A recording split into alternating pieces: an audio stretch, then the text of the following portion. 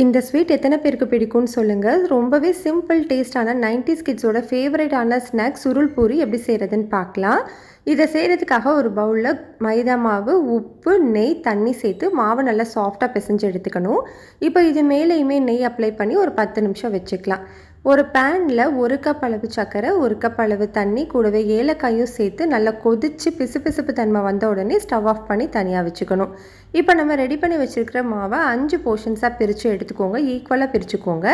இப்போ நம்ம நார்மலாக சப்பாத்திக்குள்ள உருட்டுறது மாதிரி சின்ன சின்ன உருண்டைகளாக உருட்டிட்டு நார்மலாக தேய்க்கிற மாதிரி மெல்லிசாக தேய்ச்சிக்கோங்க. இந்த மாதிரி நல்லா மெல்லிசாக 5யுமே தேய்ச்சி எடுத்துக்கணும்.